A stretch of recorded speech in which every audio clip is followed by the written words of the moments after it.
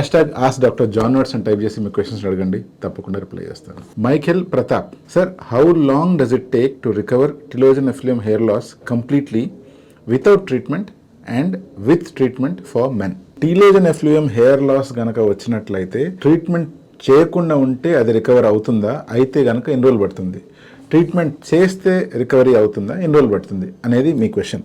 మొదట టిలోజన్ ఎఫ్లూయం అంటే ఏంటి? మనందరికీ ఉన్న జుట్టు 3 రకాల స్టేజెస్లో ఉంటుంది. At any point of time మన జుట్టులో 80% జుట్టు అనేటువంటిది అనాజన్ స్టేజ్లో ఉంటుంది. అనాజన్ అంటే గ్రోత్ ఫేజ్ అన్నమాట.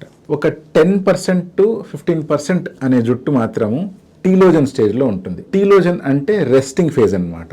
5% to 2% జుట్టు మాత్రము కెటాజన్ స్టేజ్లో ఉంటుంది, అంటే డైయింగ్ స్టేజ్లో ఉంటుంది. ఇక్కడ అర్థం చేసుకోవాల్సిన పాయింట్ ఏంటి అంటే ఈ 3 స్టేజ్లు చేంజ్ అవుతూ ఉంటాయి. అంటే అనాజన్ స్టేజ్ తర్వాత మళ్ళీ టిలోజన్ స్టేజ్ వచ్చి మళ్ళీ కెటాజన్ స్టేజ్ వచ్చి మళ్ళీ ఆటోమేటిక్గా మళ్ళీ అనాజన్ స్టేజ్లోకి ఇదొక హెయిర్ సైకిల్ లాగా ఫామ్ అవుతూ ఉంటుంది. ఆన్ అన్ యావరేజ్ మగవాళ్ళలో అయితే ఈ హెయిర్ సైకిల్ అనేటువంటిది 2 సంవత్సరాల నుంచి 4 సంవత్సరాల దాకా ఉండే ఛాన్స్ ఉంది.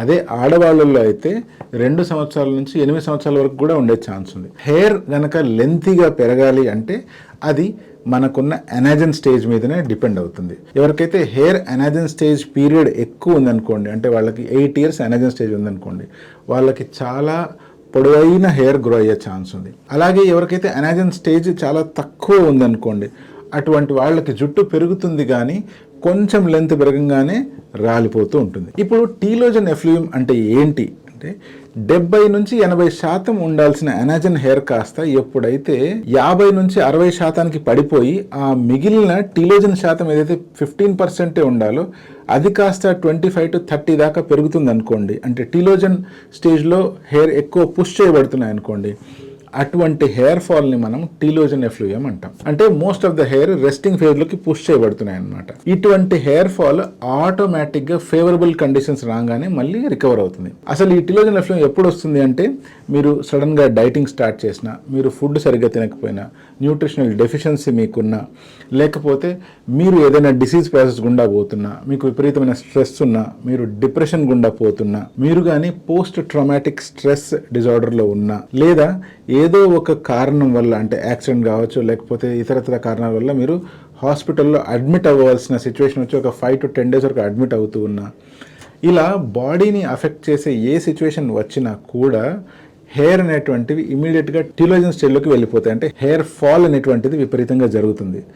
అలా జరిగే హెయిర్ ఫాల్ మళ్ళీ మీరు సెట్ రైట్ అయిపోయినప్పుడు, మీ న్యూట్రిషన్ ప్రాపర్గా అయినప్పుడు, మీ హెల్త్ స్టేటస్ బాగా అయినప్పుడు, మీరు మెంటలీగా స్ట్రాంగ్ అయినప్పుడు, ఇటువంటి సిచ్యువేషన్లో మళ్ళీ మీరు హెయిర్ని రీగెయిన్ చేసుకోవచ్చు.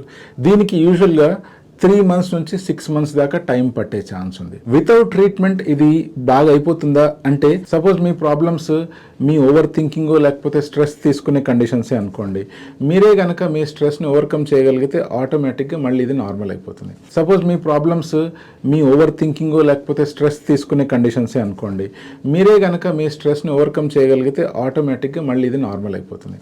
అలా కాకుండా మీకు ఏదైనా ఫిజికల్ కండిషన్ కానీ, డైట్ ప్రాబ్లమ్స్ కానీ, లేకపోతే డెఫిషియన్సీస్ ఉన్నాయనుకోండి, అటువంటిప్పుడు డెఫినెట్గా ట్రీట్మెంట్ తీసుకుంటేనే ఇది రికవరీ అవుతుంది.